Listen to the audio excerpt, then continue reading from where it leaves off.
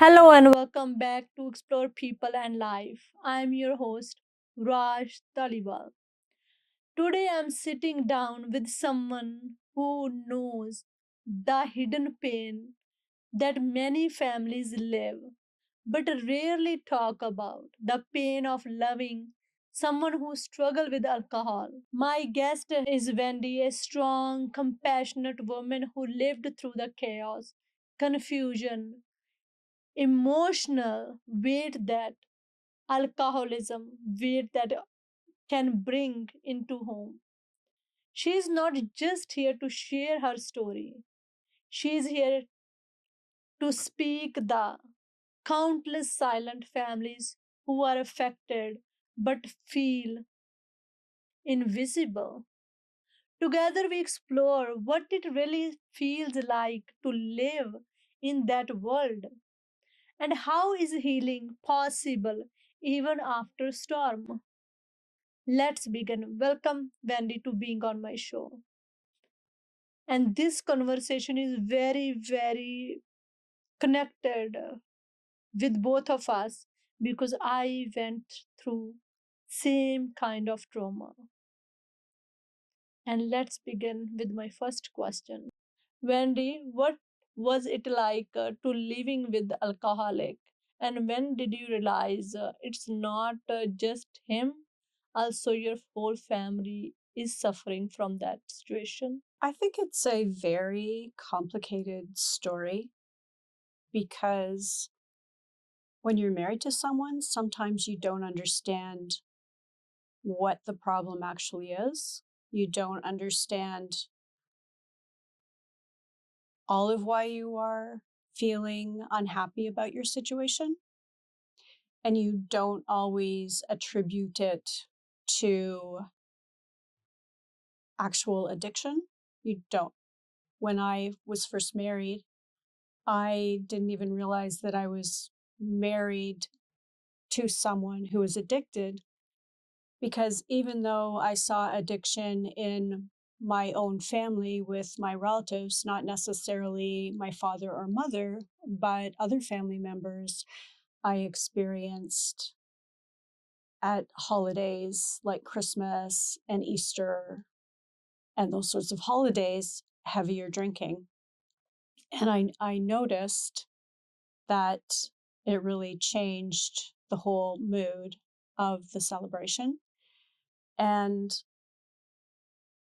I think I also experienced my parents' judgment of those people who had addictions. They were very judgmental about it. And I myself didn't have addictions, so I really didn't understand them. So part of that unhappiness was not understanding what was going on, being very confused about what actually was going on in the relationship and with the addicted person. So I'll start there. Being married to someone who was addicted, it was a really difficult time for me just because I didn't understand it. Yes. And I didn't understand the behavior. And it was very confusing when I was treated abusively. I couldn't understand why did this person change from the way they were before we were married? They were so kind, and now they're so mean, and they're treating me like I don't matter.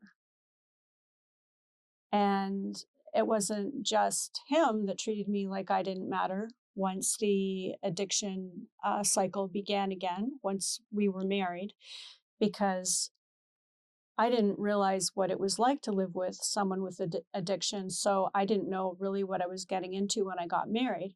I was aware because my spouse told me that he did have addictions, but they were over now. And he would never do that again. So I didn't have to worry. And he said now that he had met me, he never had to drink again or gamble again because he attributed his addiction to problems in his life like past partners who were problematic for him. And in a way, he blamed his situations. He said that the situation was to blame, not him. So when we were married and the addiction phase started again, and I realized that he was going to blame me for his addiction, and his whole family was going to blame me, especially his mother, my mother-in-law. I remember phoning her and warning her, because there were several addictions at once. Yes. Please don't lend him money because he will just gamble it. Okay. And she said to me, "Aren't you being a good wife?" Oh. And that really hurt. And then his best friend, I remember phoning him, and his support was telling me that he was just testing my love by behaving this way. Oh my God. Yes. So it's so confusing for me because I was a person, I was young, I didn't have a lot of self-confidence, I didn't have a lot of self-esteem, and this certainly didn't help me at all. And you were so young. Yeah. Yes, exactly. So for me, it was very confusing. And that addiction phase lasted for almost the whole first year of our marriage. And then for whatever reason, the second summer that we were together married, I don't know what happened. He hit a bottom of some kind. I'm not even sure what it was, but he decided to go to rehab and get better. And he was extremely remorseful, reverted back to the person he was when we were engaged. And it was sort of a honeymoon period, a honeymoon phase. And in that period of time, I ended up getting pregnant. And he was still he was in rehab when I found out I was pregnant. It was, I think, his first week of rehab. And I remember talking to a counselor because they had the spouses come to the rehabilitation center and talk in a group counseling situation. And I remember the counselor telling me that if I left my spouse, it would kill me. Oh. And I really didn't know what I was supposed to do because I was pregnant now. Yes. And so I felt like I had fewer choices now because I was pregnant. And I really wanted to believe that he was better and would get better. And I wanted to believe all his promises to me.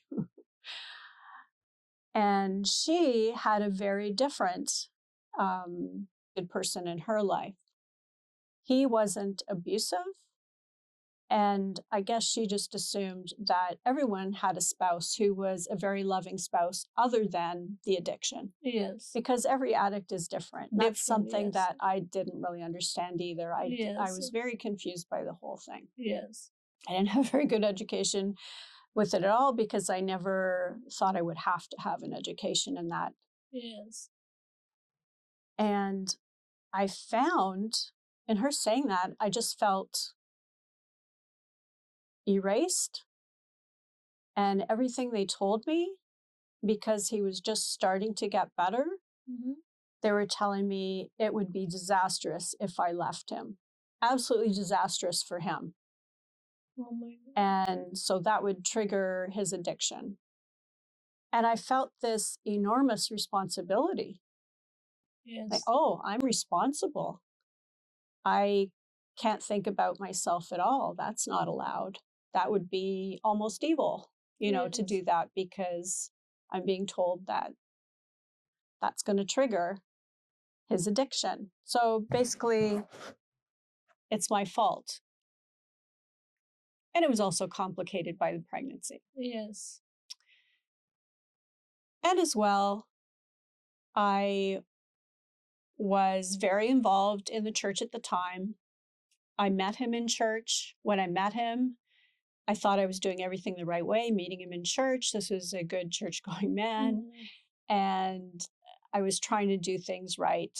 I was trying to be a good Christian wife, and I was trying to be committed to my vows. And so I thought I was doing the right thing by staying.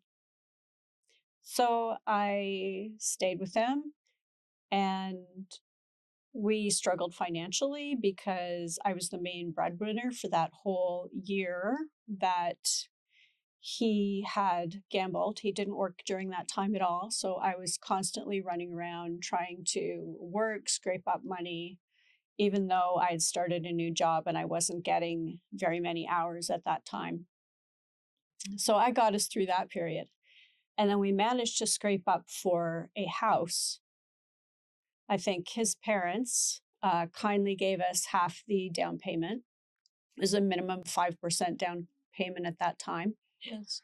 And I found out 4 months into the pregnancy that I was having twins. Oh, But all these stresses, like I was feeling these stresses, yeah. but him, as a recovering addict, was feeling them probably even more so. And he started a job. He, every time I told him about something, I think we should get a house. I think, guess what? I'm having twins. Everything was stress instead of, wow, this is wonderful. It was always met with, oh no, oh no, oh no. So it was really hard in that way for me too, because during that pregnancy, I really didn't even feel supported by my partner as well.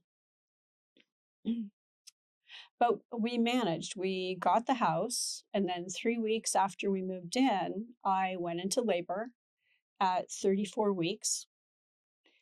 And I had them down at Mount Sinai Hospital.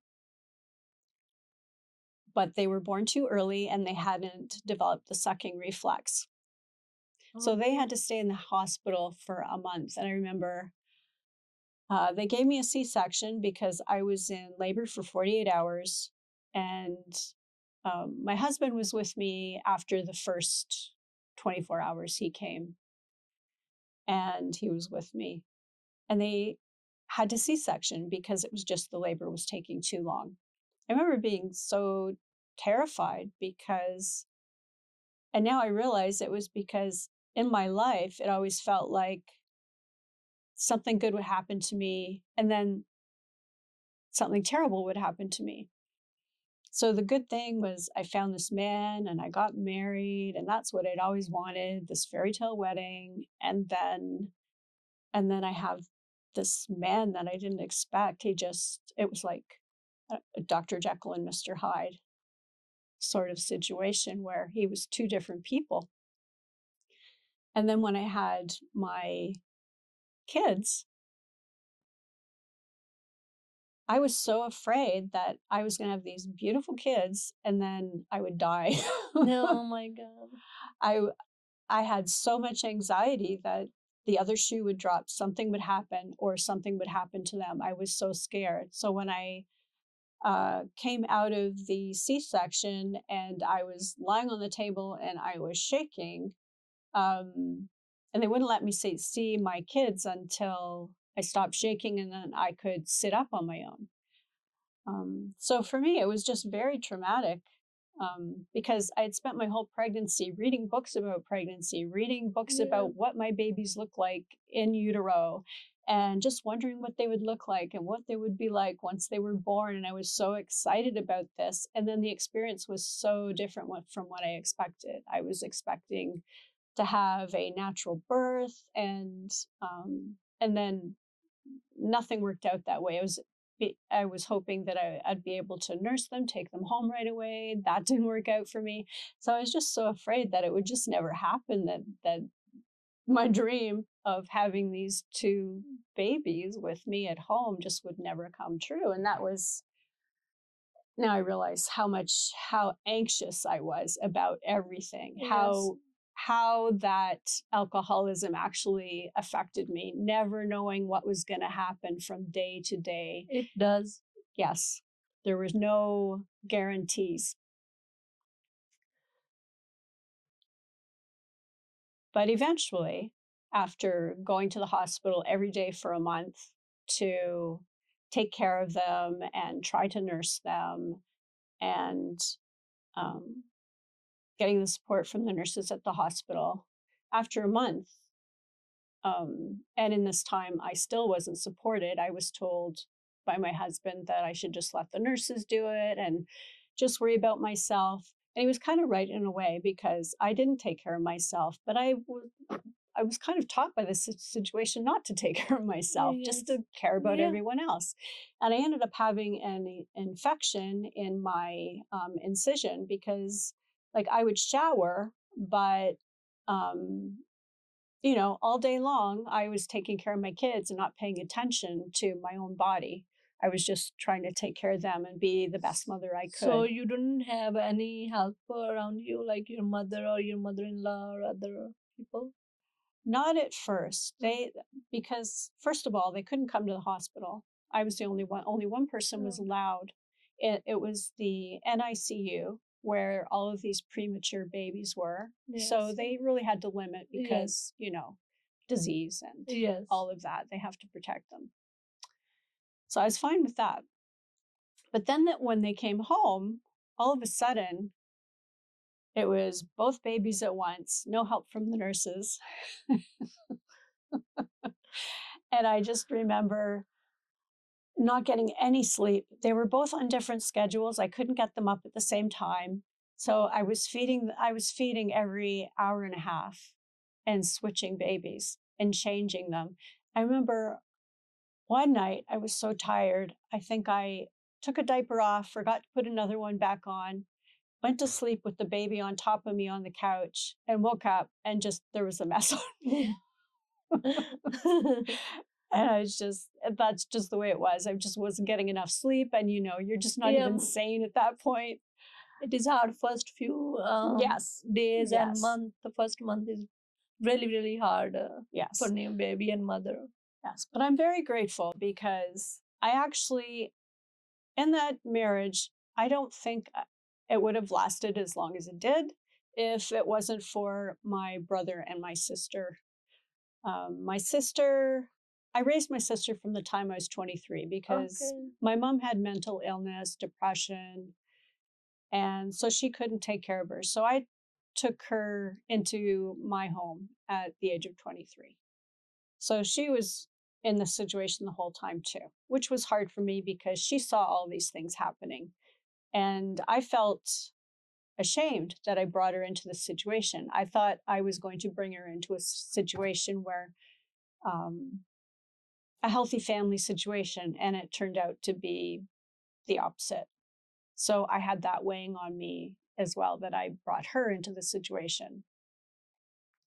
And that's the other thing. He wasn't very supportive of my sister either, who was a teenager when we got married.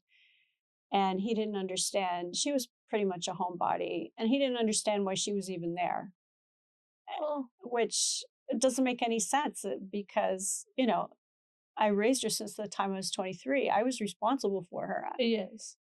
She wasn't going to go anywhere. Where would she go? Yes. So there was that too. There was all these pressures, misunderstandings, these expectations that just I didn't understand at all. It seemed like the whole thing was all about him and what he was going through. And I was an addition to him. I wasn't like a whole person who had wants and needs too. That's what it felt like. I was just kind of almost part of the wallpaper, unless he needed me for something, I guess. But to answer your question about support, my brother actually bought the house with me, because my husband, because of his gambling, had gone bankrupt before we were married. Oh my God. So he couldn't even be on the deed, because he couldn't get a loan. Yes. So the only way we were going to get a house if I had help from my family. Yeah. His family helped in the way they could, with half of the down payment. Yes. And then my family helped by being on the deed. And so we had a little basement apartment for my brother. and my sister lived upstairs with us in our 3-bedroom home. And so that was the village that raised my kids with me, basically. So they've always been close, and that's definitely the benefit of this situation is Yes. we've always taken care of of each other. We learned to take care of each other because of my mother's situation, Yes. where we just had to be there for each other. And that just extended into my marriage. That might seem really strange to people when you get married to somebody. Yes. You know, you leave your parents and your family and you're married to that person. But if you're in a situation that we were in, we learned to take care of each other no matter what. Yes. And we're still like that to this day. We still know that, you know, we are, and my husband now understands that too. He has no problem with it, that just that's the way it is. We take care of each other. Yes. You know, and now he's a part of that. And I'm so grateful for having that in my life now. Yes. You know, because I did not have that in my first marriage. Yeah.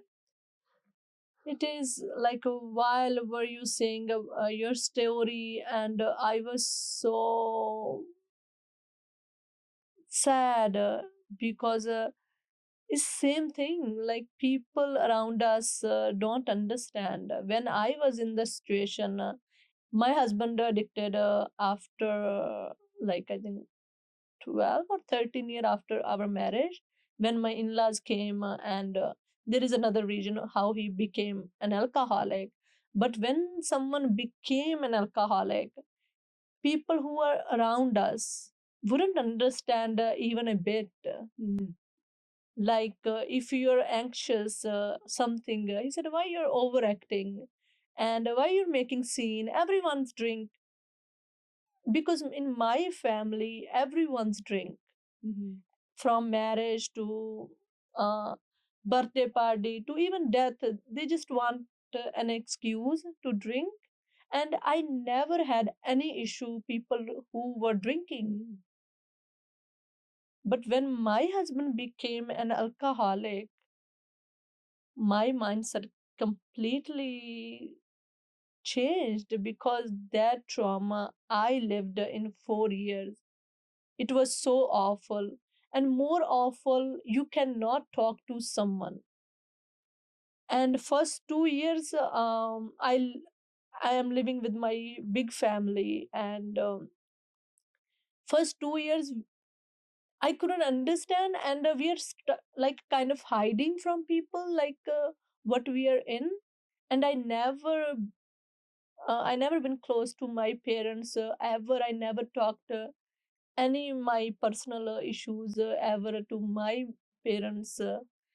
And it was so sad that time. You need people like your blood or your friends. And I used to close with my aunt. That time she started dementia kind of thing. I don't want to let my issues to her, and because she always so concerned about me, and she knew actually who I am, and she tried to understand things. And I hardly find in people, very very hard to find people who really really understand you. And you need people in when you're going through that kind of trauma, people who around you understand alcoholism is not a like small issue or No. easy to live with person. It's not easy. Most of my days, those time, I came from work, I straight go to my closet and slept there. And sometime my mother-in-law knock my room, and then she would know like she's in the closet, and she asked me like, do you want to eat something? But she knew like sometime my husband incident was so horrible. And you can stressed after work even, like you just wanted to escape from the world, but only like I had my closet to be in. It is so hard, like your story, even though we are from completely different culture and society, but same issue I was having. Mhm. And when you shared with someone, or someone saw your situation, I got a comment, um everyone's drinks, that's not a big deal. And sometimes people making like kind of fun or attitude of that, and you Mhm. hurt more. Yes. Yeah, you don't want even someone whom people make fun of your husband as well. Same time, you wanted to like Well, that's the thing too with yeah. addiction. Once he stopped what he was doing, once he stopped, and the big thing for his family was the gambling. It wasn't the drinking. They didn't see that as a problem. Okay. But when he drank, that made him more susceptible To to gambling, and he drove around when he was drinking. yes. You know, that's not responsible at No. all. And they didn't see drinking as a big deal. They thought as long as he stopped gambling, why don't you want him to have a drink? Everyone's having a drink. And then if I had a drink, I was super judged Yes. because, maybe I'm not an alcoholic Yes. and everyone here is drinking. And if I want to have maybe a little glass of wine or something, like I never drink, maybe at Christmas or Can something. sorry you? And Yes. it was a big deal if I didn't want him to drink. And I had tried not drinking, thinking, creating that culture. We had that culture in our house because Yes. we didn't have alcohol in our home. But with his family, it was part of their culture. They're Ukrainian, and that was a big part of their culture. It's how you coped with life, Yes. because his parents came from World War II. They were Ukrainians who were basically enslaved by the Germans during the war. And then they ended up in a camp for people who were displaced from their homes. And they struggled and came to Canada and made a life for themselves. And they lived a really hard life. And his father was an abusive alcoholic. Oh, okay.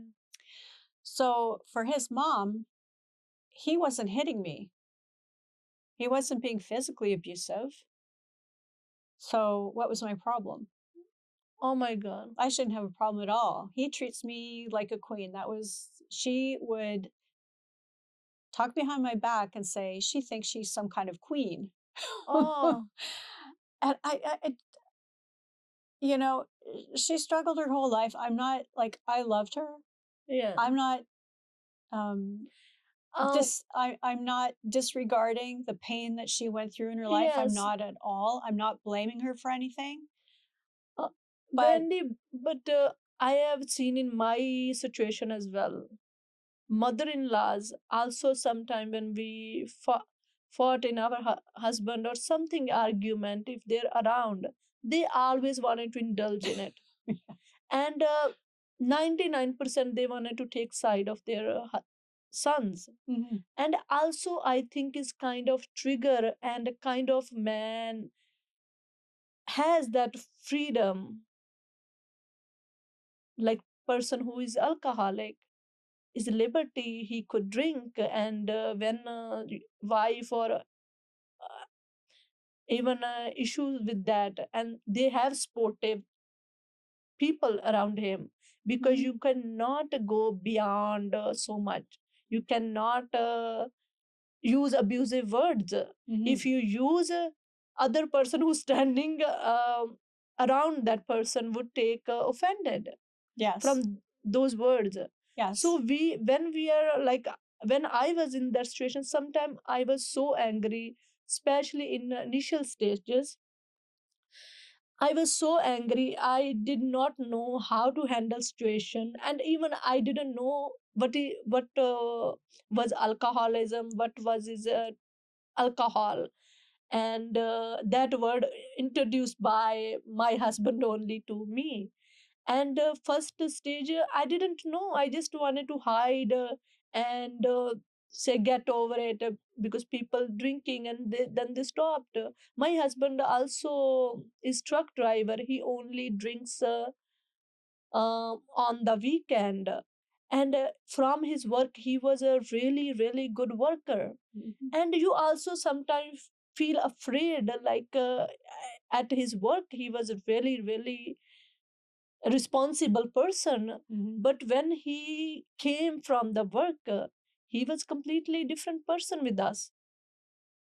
And I think people who are around us, when someone become an alcoholic person who are struggling, there is a three things going on. When you're supporting that person, might you're not understanding what you're doing, even your words, but it really hurt other person. It shouldn't be like that. It shouldn't be like that. I think parents is most, even for women's alcoholic, even men, very very responsible to take person, not only alcoholic, the person who is going through is more pain they having. Might you agree with me? My husband is has been stopped drinking a year ago, and he don't even remember those incidents. When my daughter and I was in that deep pain, and might could have done anything to ourselves. And my daughter, most of time those days, um, uh, was living in her room. So my husband didn't even remember those things, because he all that when he got home he drank, and he just passed away on the sofa. And other person who was sober, it was really really hard for that person. And I, in my situation, I've seen not in family. I'm lucky I'm living in the family, also supportive. And but I think also having so many other things, how people become an alcoholic, and when they become, like, how other people is treating, even your relatives playing a role, your friends playing role.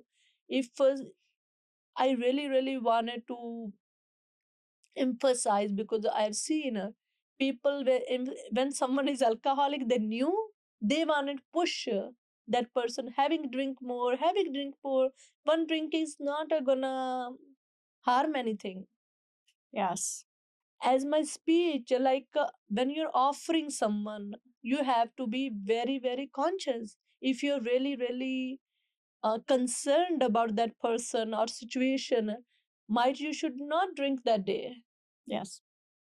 But people are not doing, people don't want to, like, ruin their fun. I don't, I never understand what kind of fun they're having. Yeah. After my husband become an alcoholic, now I'm seeing things totally differently. Before I thought a man having a drink, the way they enjoy their life, because my whole family is drinking, and only my husband became an alcoholic. Yeah. That was the time to opening my eyes, might be the, but it was really difficult time, people who are living with that person.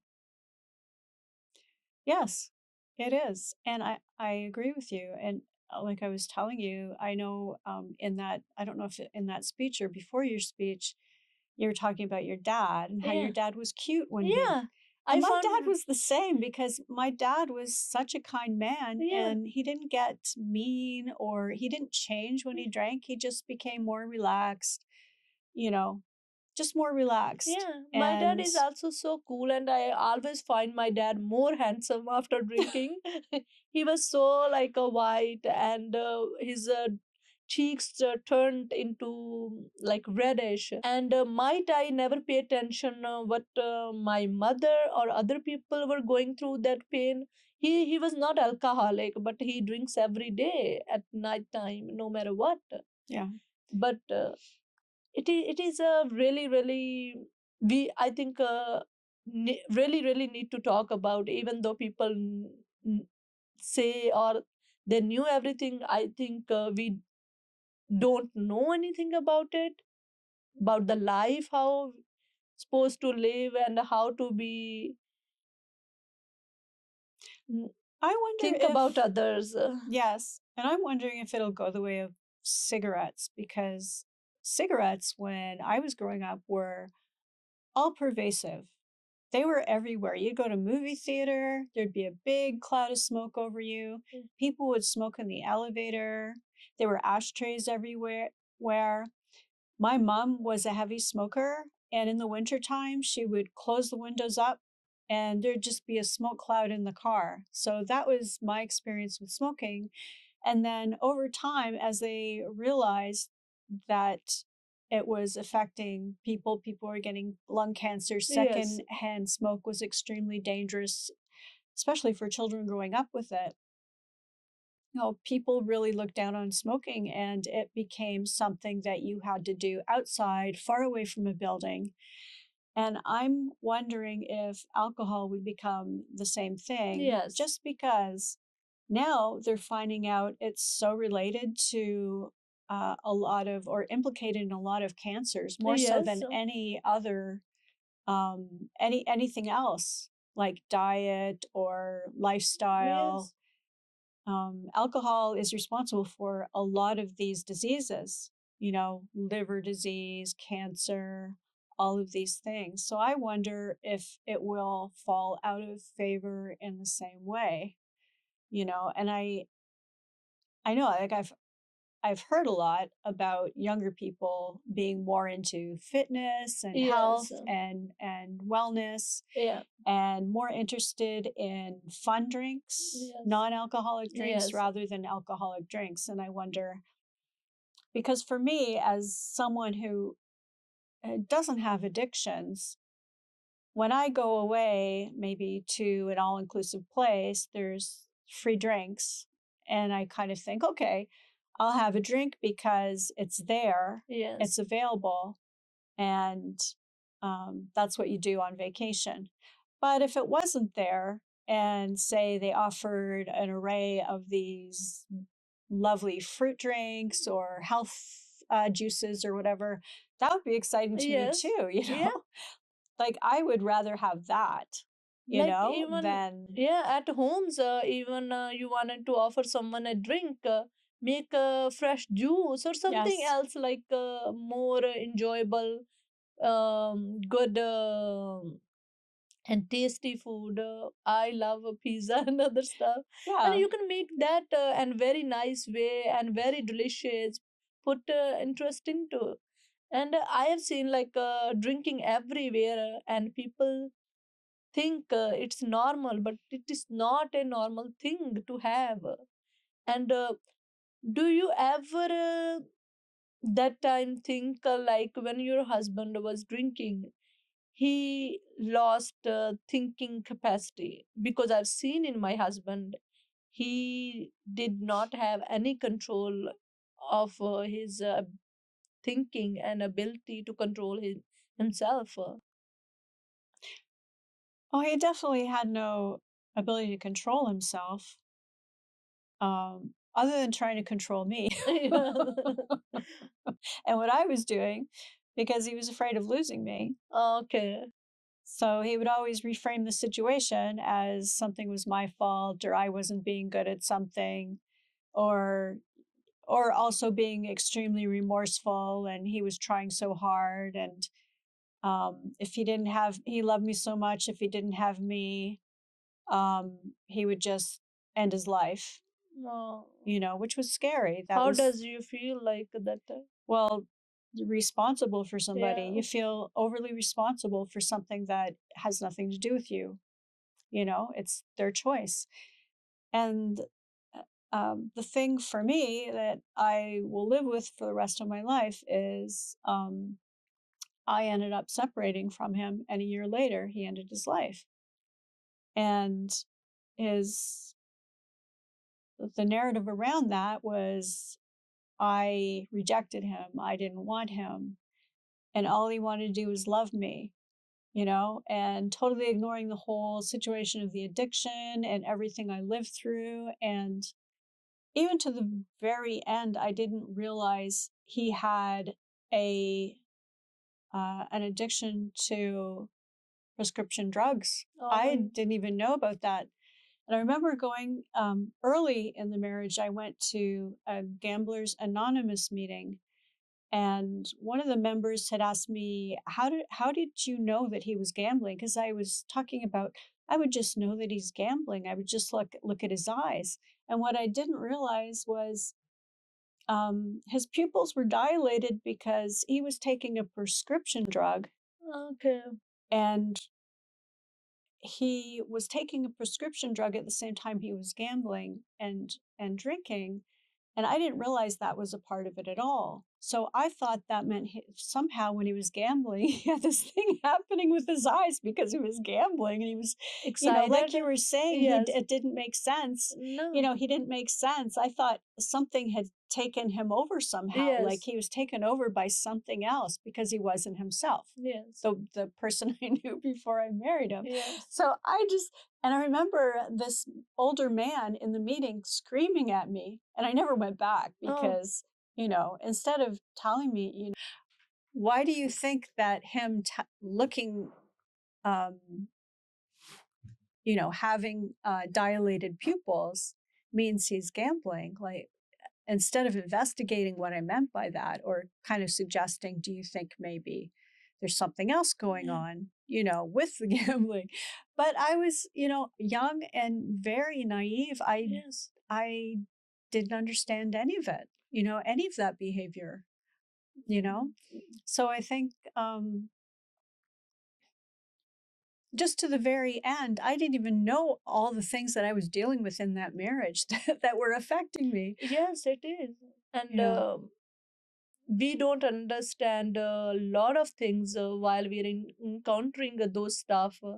And why was happening? Why is because on the social media and the people, like I've read book and actually same symptoms most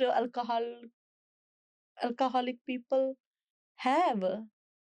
They lied a lot, and that's, I think, number one. They're suicidal. It is true, because they lost their capacity and they couldn't control their self, and they want to end up. And people who are living with them, it is trauma, and as you say, it is a kind of responsibility we thought we have to save that person. And but the opposite, we are losing ourselves. Yes. A lot, losing our peace of mind. You wouldn't believe how easy I cried. How easy, like, even smaller things when I was going through, might be something different was happening and triggered. But my pain was so high, and I that time I don't want to initiate with people or encounter, and I stopped going into the family gathering or parties because my pain was so high, and I couldn't share as well, because you don't know what would that sharing would bring. But I think really really important to share your pain. If you couldn't find your sibling, your parents, who can understand you, you can find a professional help, which I didn't have that time, but I think I should have that time. Definitely. Once my daughter introduced me mom show, and people who were alcoholic, and they going through their traumas, and actually I try to understand after 2 years. And then one day after, I was so at work, so sad. I felt that day so sad, so sad. And I called my doctor, and I booked appointment. He knew my situation, and my doctor was seeing other patient, and there was a new doctor, lady doctor was there, and she was attending me. And I didn't know what happened, and I just burst out. Mm. And I was crying and crying, and doctor were so concerned when you were in that situation, like what you're feeling. And then I told the situation like I'm being upset, and my doctor is a kind of he knew my husband all situation, his incidents, and he right away like he said, you should prescribe me uh, sleep tablets, and also said you can see the counselor and get help, and that day after when I came home, felt kind of relieved, and I never took those pills. I never like got from the store, because I'm also was doing a lot of yoga and meditation. I introduced at that time to myself, and but I felt sometime like I talked to my friend.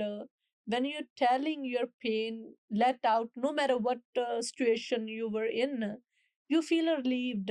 You can tell like people wanted to let their pain out, but they Yes. don't find very very genuine people who understand that pain and that trauma, and try to give not solutions, because no one has solution these kind of things, but we could at least give a reasonable suggestion, so people could try those ones, because living with alcoholic, you don't need a one suggestion, you need thousand. You have to try all of them, which one works for you, and what would work for alcoholic. Right. There is no one way to stop drinking. My husband stopped drinking is sorry, totally was difficult, and how he stopped is another story. Everything happened to us is happened us like a movie story to us. Otherwise it was really hard him to stop drinking, even though he didn't care like how much we are losing and job and something. But he's the person, Wendy, from our marriage. He's very loving to my daughter. He always like do anything for my daughter. He he is kind of like that person.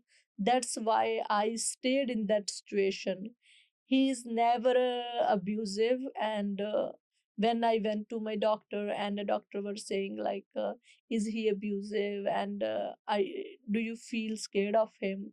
I do feel scared of him not being like abusive to me, but I'm scared to seeing him in that situation. But it's really really hard, even though person are not abusive. Even your situation, if person is abusive and controlling and compelling you, if you would leave and he would end up his life, I wouldn't even imagine how much pain you were going through that time, because my situation when my husband was alcoholic was totally different. Totally different, and my husband is so caring, and Yeah. when he was sober, and I knew deep down he was a really really nice person same time. And Right. but he couldn't control that thing. But if he would abusive and controlling and pushing, it was I don't know, I would what would I do in that situation. And for women it's really really hard for them to speak out, because our society judge us. That's true. Like my society, I'm coming from Indian culture, and we are very judgmental. We don't understand situation. I'm talking about my experience, my situation. People don't understand. Right. And I had that experience too, where my spouse, when he would go see his family, he was relaxed, a lot of fun, seemed like the nicest guy in the world, would do anything for them. And then when he got home and I'd ask him, can you drive me and the kids here? It'd be a big situation, a big problem for him. Yeah. He would have to complain the whole time. I'd go to the gym with him, and I thought, oh, it'd be nice. We can bond as a couple. I was always trying to make my marriage work. Like for 10 years, I tried to make my marriage work. And every day I remember I'd wake up and go, you know, I was always optimistic. Maybe this is the day it's going to turn around. And I was always trying to be optimistic about it. And I remember going to the gym with him and him walking by me as I was on one of the weight training machines. And he wouldn't even smile at me. He'd just glare at me. And I couldn't understand why. Like, why are you treating me this way? I didn't understand. It was like he was trying to, it was almost like he was trying to make me feel like I wasn't good enough so that I would stay with him. That's what it felt like. Like he didn't want me to feel too good about myself. You know, he always wanted me to feel like I was, you know, not a good person or not a worthy person in some way so that I would stay with him because it's not like he believed I wasn't a worthy person. It's because he felt like he wasn't a worthy person and he didn't deserve Opposite. me. Yes. Because I've seen not my husband ever did to me. I understand, Wendy, that some people using condescending words and they wanted to tell you you're not good, but in the way they knew they are not better than you. But I have experienced with the people, not with my husband. My husband always treated me so well when he is sober.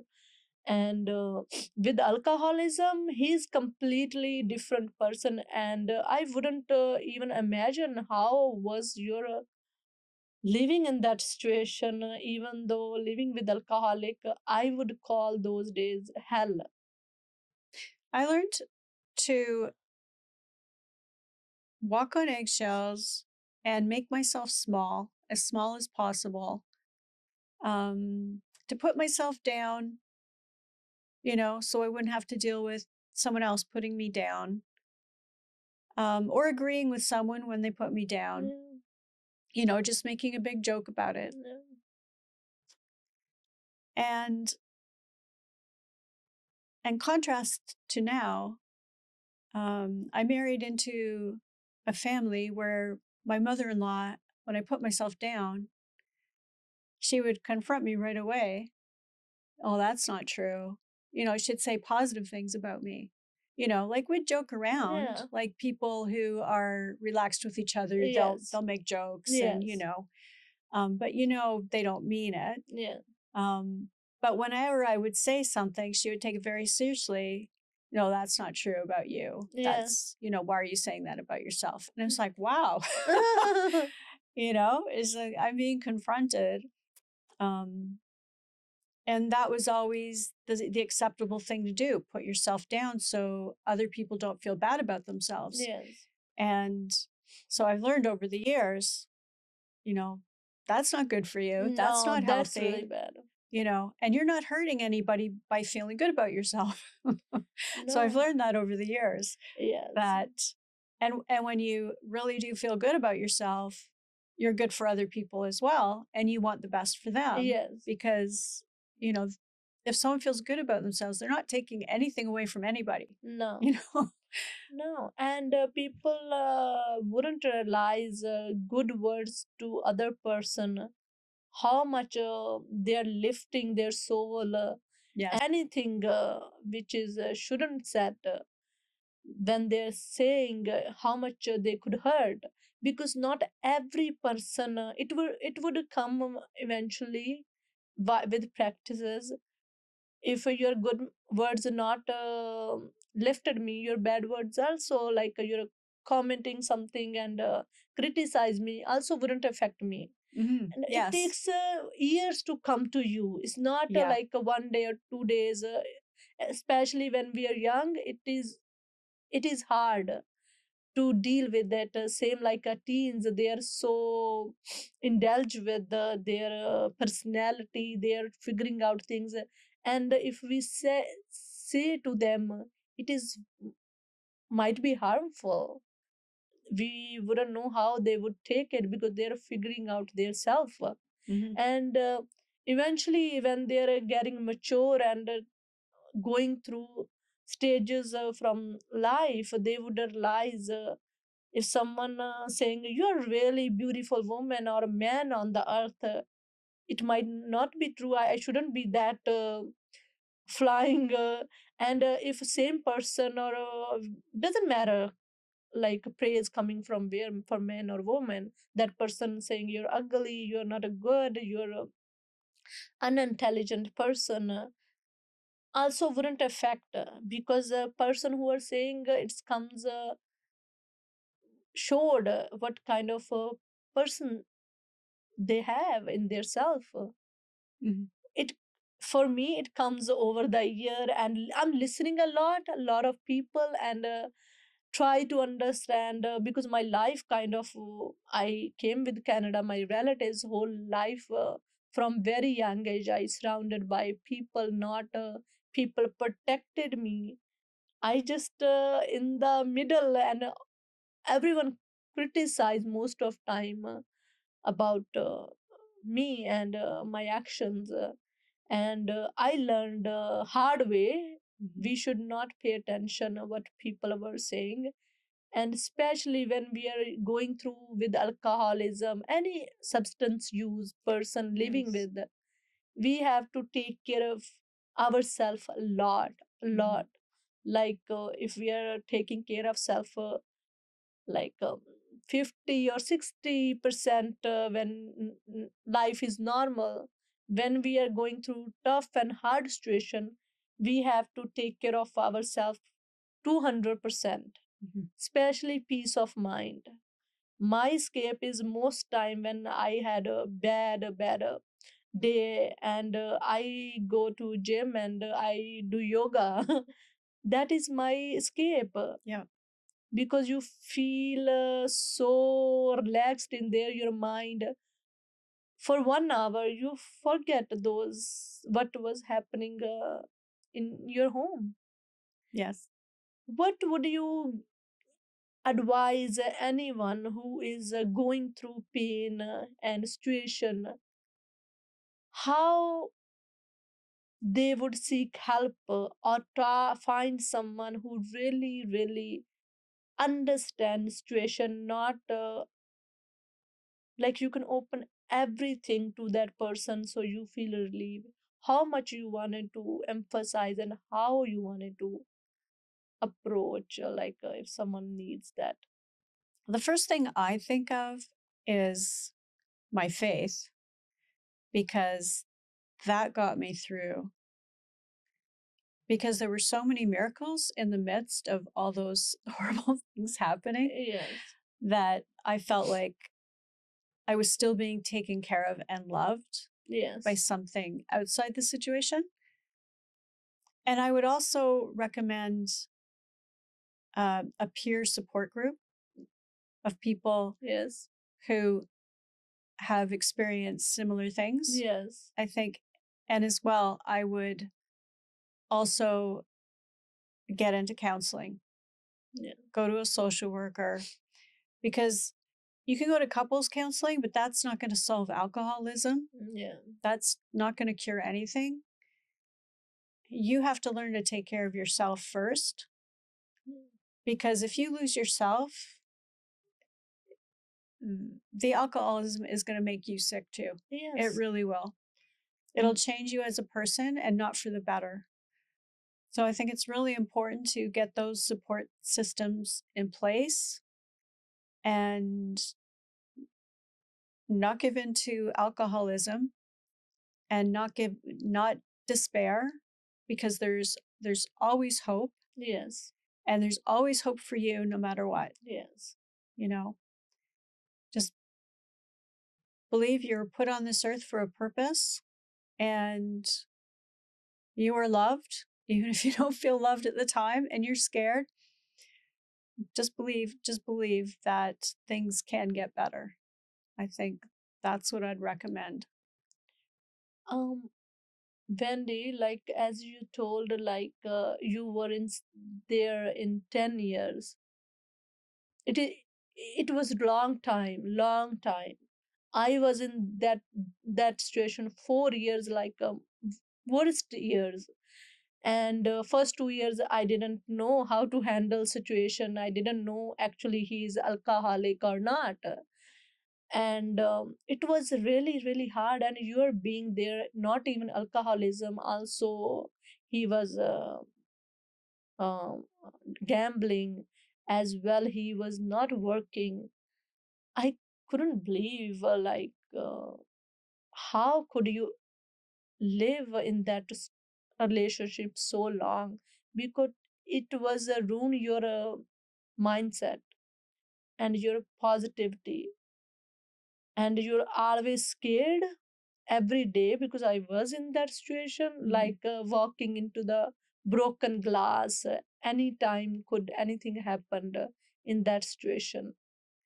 And still now, when my husband has stopped, still when my phone rang, and when I still I'm kind of shaking, like why, and what it used to be like two question was popping up on my mind when I got a call from home or his number. What now? What happened? And it was so hard coming from work at home, or dealt with that situation. And I wouldn't believe, like 10 years, and every day is not a one day torture, is everyday torture. And Mm-hmm. after years, you lived with that. What I have been experiencing, it's not one day. No. It is every, if you are connecting with that person so much, you wanted to help that person. And if you don't care, different story. But if you're connecting with that person, it was so hard for family and their kids. It Mm-hmm. was horrible, horrible place to live. And I really wanted to encourage people who are listening podcast, and people who are going through with the alcoholism, please seek help. There is a lot of help available. I knew very late, and there is so many people you could connect who is similar situation they are going through. You could talk to them and try to find solution. There is not a one solution in that situation. Yeah. If you knew like that person is very very nice, deep down that person is I wanted to help for a time, I wanted to stay in that situation, please seek help self first. If you have kids, also take care of their mental health. Yes. Mental health we ignored a lot. And but my situation, I was going through a lot of trauma. But one thing, I was doing yoga a lot. Mm-hmm. And whenever I had an issue, some incident happened, some episode was worse with him on the weekend, I usually go to yoga, and that thing relaxed me a lot. I have known you for 2 years now, Mm-hmm. and you're a wonderful person. And I never realized you were went through so much trauma in your life. Wendy, you're so soft, always talking, but as a compliment, you were really, really strong woman, very, very. Because living 10 years with the person having addictions. So Wendy, like I was there in only 4 years, and you were there 10 years, and also with not one addiction, so many, and also saying mean things to you to feel yourself that way. I feel extremely from deep down you were extremely strong, strong woman, because you wanted your family to together. But I wanted that situation because I didn't want to broke my family because I think I was the responsible person. Yeah. Who were going through, but same time I was also lucky I survived in that situation, and my husband has been stopped here. I always pray he would never drink again. Now to know that I went through it and I survived, and I know I am a survivor, and I know I protected my children. My children didn't even know that my husband had addictions until years later when a family friend told them. I had actually protected them from that. And I have to say, my husband protected them from it too. So I'm really grateful for that. Mm-hmm. No person is just one thing. Our relationship, I always considered my relationship with my husband was my own business. It wasn't the business of my children. So if my husband was going to be a good father, I was going to support that 100%. So when he was around, he was a good father. He was a doting father. He loved his children. And I respected him for that. And I respected that relationship. And I did nothing to compromise that in any way. So when I was with him for 10 years, that's what I really worked hard to support. I wanted, because the most important thing for me was for my children to have a healthy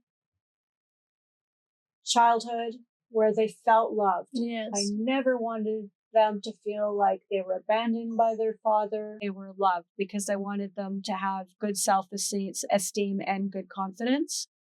And it's something that I struggled with my whole life, and I didn't want my children to. And that's one of the reasons I stayed in the relationship and maintained this air of love and healthiness as much as I could and support.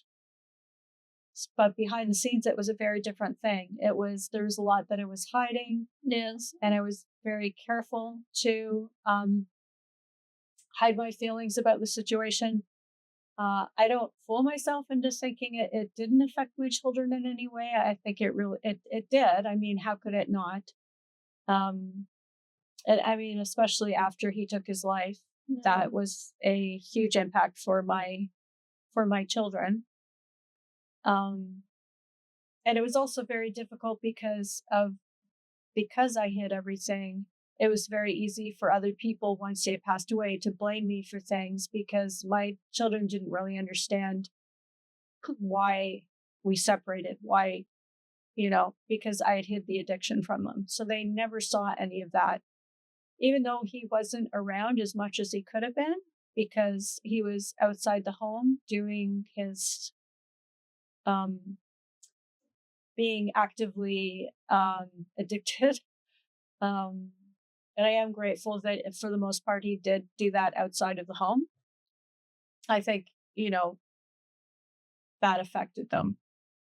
But I did my best. And later on, after my daughter actually found out that he was addicted, she came to me and she said, I have to thank you because I didn't know any of that in my childhood, and I just had memories of this really good childhood. Wow. And for me, that just made everything worthwhile. So I don't regret any of it. I think I did the best. They got to see their dad in a way that I didn't get to see him or understood him. They understood him as a loving father, and I'm really grateful for that. So I don't really regret having that experience and living through that marriage the way I did because I made my choices too. And they might have been choices because I didn't have all the information I needed and I didn't feel deserving enough to look for a better relationship for myself. But I've learned so much from that, and I am a more loving and empathic person because of it. Yes. When I think of my ex, I feel so sad because one of the reasons I ended up leaving is I was driving home from work one day and there was a thought in my head. I felt so down is because my husband was drinking again. And I just felt so overwhelmed and helpless at that point that there's a thought in my head, I could just drive into this river. I could just, and then I stopped myself. Wow. I know I'm staying in the marriage because I'm worried about someone else, you know, being harmed or harming themselves. Meanwhile, I'm having this thought about myself and I have these two kids to take care of. I shouldn't be feeling this way about my life. I love my kids and I want to be the best mother and I love life. So why would I be feeling this way? And that's when I started thinking, I really have to start taking care of myself here. And that's when I ended up making the decision that, I'll be a much healthier person outside of this situation. Thank you so much, Wendy, to being on my show and sharing this experience, which is really painful to talk about. Thank you for that so much. My pleasure. Thank you, Wendy. Thank you for listening to Explore People and Life. Until next time, stay strong, stay kind, and stay connected. Please find people around you positive, encouraging, and who supported you with wholehearted.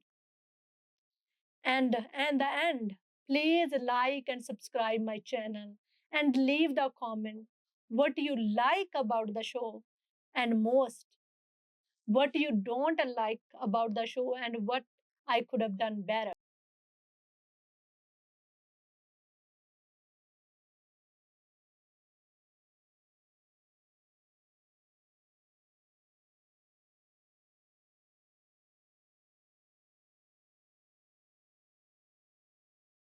Thank you.